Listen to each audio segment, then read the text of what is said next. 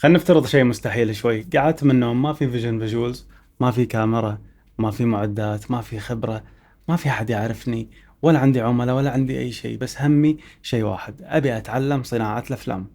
لو برجع 13 سنة وببدي من الصفر في 2026، شنو بسوي؟ شنو الأشياء الغبية اللي مستحيل أعيدها؟ لأن لو بذكر لكم إياهم فهم وايد. قبل لا ندش بالموضوع، أخيراً بعد شغل وتحضير وتأجيل وتعديل، دورت من الفكرة إلى الشاشة صارت جاهزة للإطلاق في يوم السبت 22/8. أول أسبوع راح يكون في سعر إطلاق خاص، لا تطوفونه من الحين قاعد أقول لكم.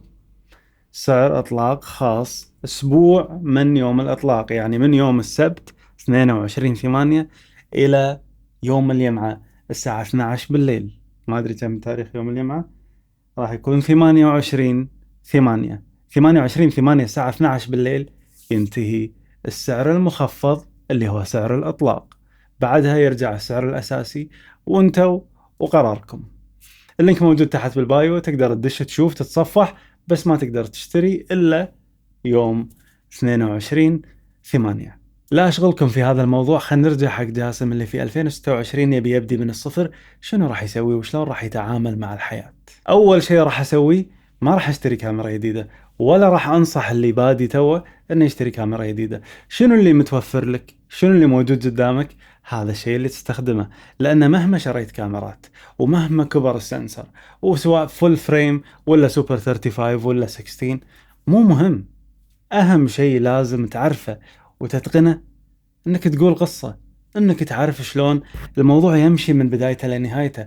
هذه الأشياء أهم من الجماليات والكماليات والكاميرات والعدسات، وهذه الأشياء اللي بتصرف فيها بس راح تكون فارغ من الداخل. هذا اللي جايين نتكلم فيه اليوم. حتى الكاميرا اللي في بالك الحين، أنا أدري أنت قاعد تسمع كلامي وتستبعد أن أنا أقصد هذه الكاميرا اللي أنت تفكر فيها. هذه الكاميرا بالذات أنت ما تحتاجها. أول شهر راح أصور أشياء خايسة جدا، مو حلوة، مو حلوة كلش. ليش؟ لأني ما أمتلك الخبرة أن أنا أروح وأصور وأجرب وأقصص وأخلص هذا العمل اللي أنا أقدمت عليه عشان أسويه. سويته، خلصته، شطبته، أحطه على جنب.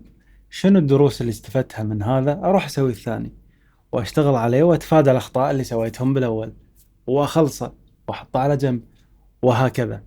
كل هذه التراكمات من المعرفة اللي أنت قاعد تكونها في بداياتك راح تلاقي لها أجوبة لما أنت تصعد ليفل وتشوف البرودكشنز شلون قاعد تتسوى، تشوف الليفل اللي أعلى منك شلون يشتغلون. راح يكون عندك أجوبة حق كل الأسئلة اللي كانت عندك في البداية اللي ما كنت لاقي لها أجوبة. كذي الواحد يتعلم.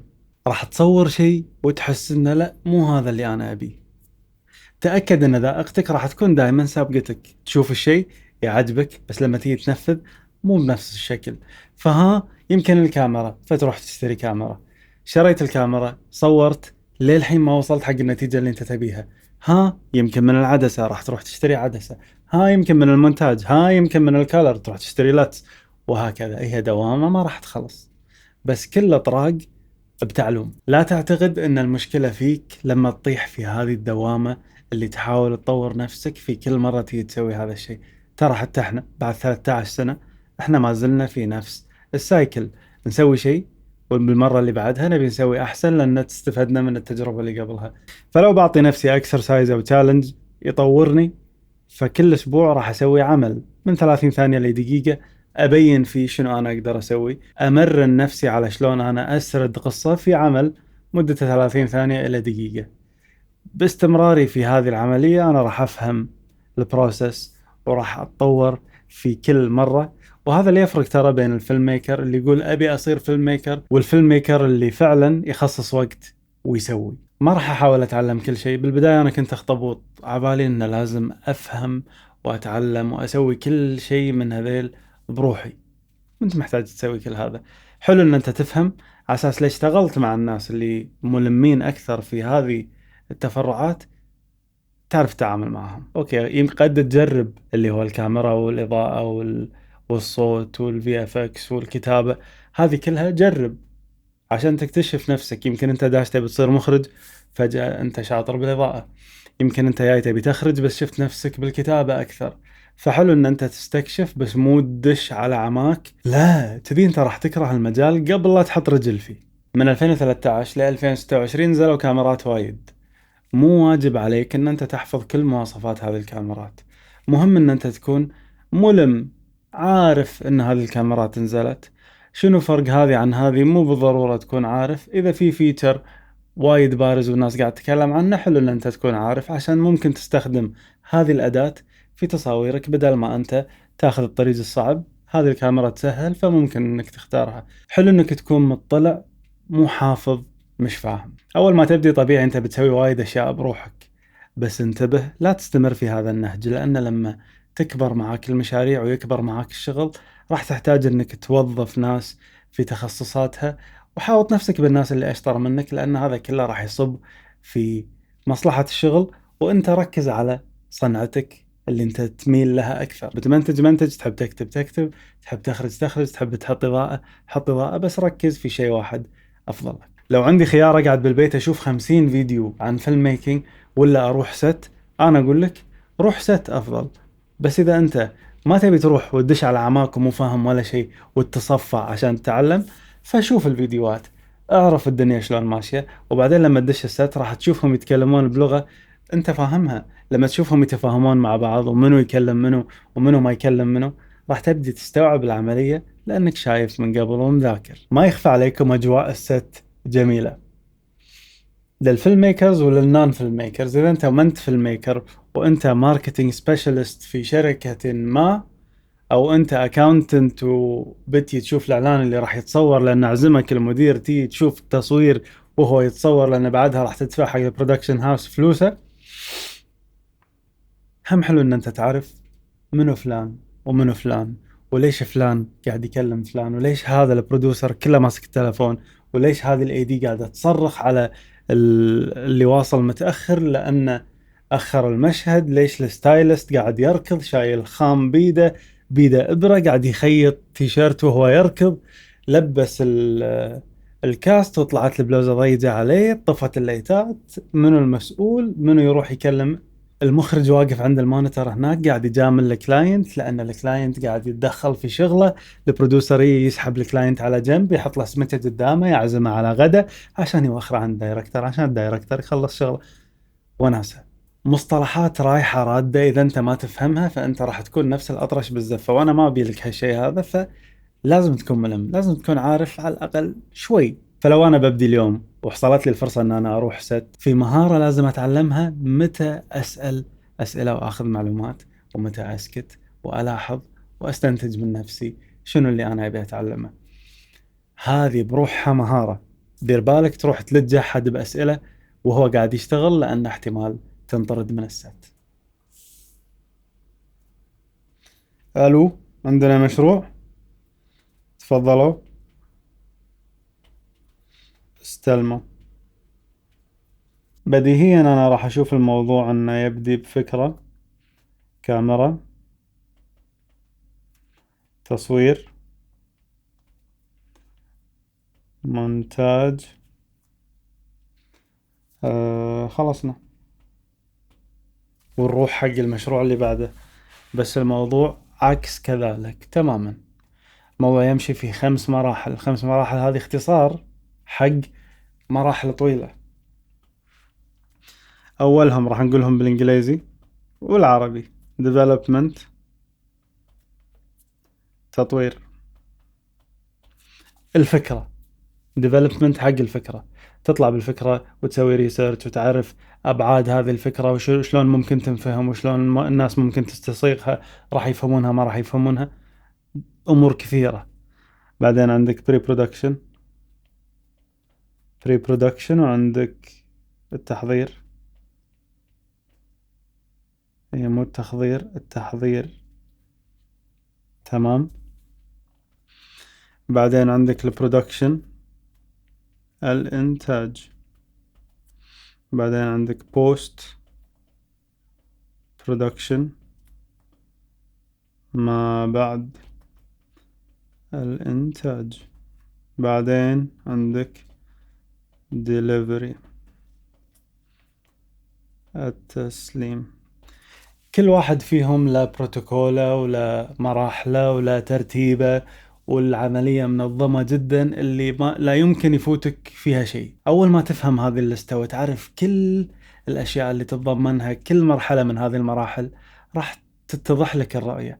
راح تقدر تشوف ليه قدام وتقرأ نجاح المشروع سواء راح ينجح ولا لا. راح تقدر تحط الأفشات، الأشياء الصغيرة، التفاصيل الصغيرة اللي يحتاجها المشروع عشان ينتقل من هني لهني. راح تكون عندك القراءة اللي ما تكون غالبا عند الكلاينت، اللي انت تقدر تتميز فيها وتقدر تقنعه فيها بأي فكرة تخطر ببالك.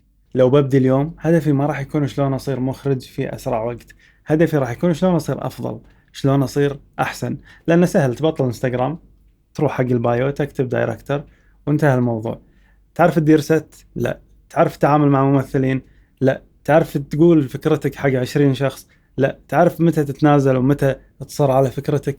لا. فلو أبدي من الصفر، ما راح أجمع تايتلز، ولا راح أقول أنا أسوي كذي وكذي وكذي وكذي وكذي عشان الناس تطمع فيني. هذه بالنسبة لي هي الشغلة الحقيقية اللي يقوم فيها المخرج، مو شنو مكتوب بالبايو. ما راح أجمع تايتلز، راح أهتم إني أجمع خبرة كثر ما أقدر. شيء مهم لازم أسويه إني أنشر، مو كل شيء بس المهم إني أنشر. ما أكدس شغل بالهارد درايف مو خالص، أصور وأحط بالهارد درايف، أصور وأحط بالهارد درايف.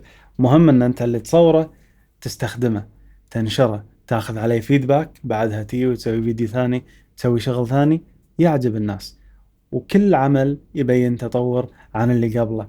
هني الناس تنتبه لك وتبدي تاخذك جد، ويستوعبون ان انت قاعد تسعى جاهد ان انت تسوي شيء مختلف. ابعد المقارنات تماما. ما يصير تشوف واحد عمره 19 عنده رد كاميرا وقاعد يصور اشياء ومستمر وكل يوم قاعد يصور، ما تدري هو بكم قاعد يسوي الشغل اللي قاعد يسويه. يمكن قاعد يسويه بسعر رخيص انت ما تشتغل فيه، ويمكن قاعد تقارن نفسك في شخص صار له سنين يشتغل وتوه وصل حق هذا المستوى اللي هو فيه.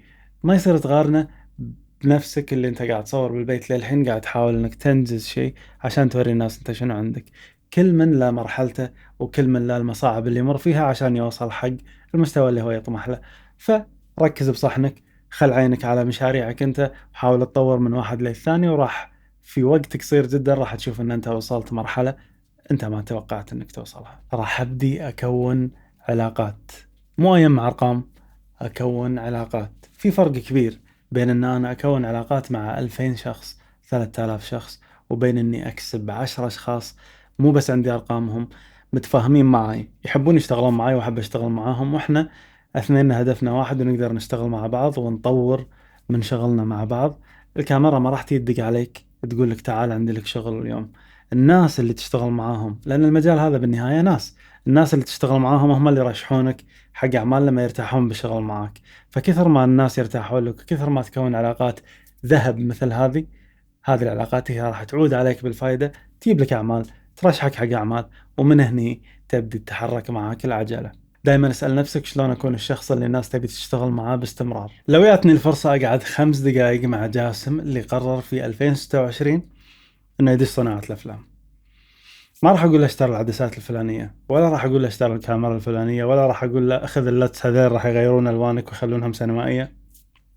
راح اقول له تفضل هذه الخريطه، تعلم شلون الفكره تنقلب الى مشروع، وتعلم شلون المشروع يبتدي، شلون تحضر حق المشروع، وشلون تصور المشروع، وشلون تشطب المشروع وتقفله وتسلمه. مجرد ما تفهم هذه المراحل، روح صور، اغلط، تعلم كثر ما تقدر، وعيد الكرة وسوها مرة ثانية. وهذا فعليا السبب الرئيسي اللي خلاني أسوي دورة اسمها من الفكرة إلى الشاشة. أنا مو قاعد أقول لك أنت راح تصير مخرج في 5 دقائق، ولا راح تصير مخرج في 4 ساعات، ولا راح تصير مخرج في شهر. وهذه الدورة أنا مو جاي أعلمك فيها كاميرا سيتنجز، شلون تصور وشلون تطلع صورة حلوة، أبدا. مو هذه الغاية من الدورة. الدورة أساس وجودها أن أنا أعلمك الرحلة، أن أنت تكون واعي للرحلة طول ما أنت تكون فيها، سواء كنت كلاينت، سواء كنت فيلم ميكر، سواء كنت مبتدئ، سواء كنت مو مهتم بالمجال بس تبي تعرف شلون الأشياء تتسوى، شلون كل عمل تشوفه على الشاشة سواء كان فيلم، إعلان، مسلسل، شلون يتسوون، وشنو المراحل اللي يمرون فيها عشان على الأقل تقدر تعب الناس اللي وراء هذه الأعمال. نمشي مع بعض على المراحل: development، pre-production، production، post-production، ودelivery. 5 مراحل راح أمشي معاك واحدة واحدة، وأقول لك شنو يصير في كل واحدة منهم، وشنو ما يصير في كل واحدة منهم من البداية كأساسيات بدون تعقيد. الدورة تفتح دور اليوم تاريخ 22/8/2026 ومستمرة لأسبوع كامل بسعر خاص للإطلاق. بعد هذا الأسبوع ما راح أقول لك الدورة راح تختفي والفرصة راح تضيع من حياتك وأنت الخسران، راح أقول لك إنه راح يرجع السعر للسعر الطبيعي. لحقت ما لحقت.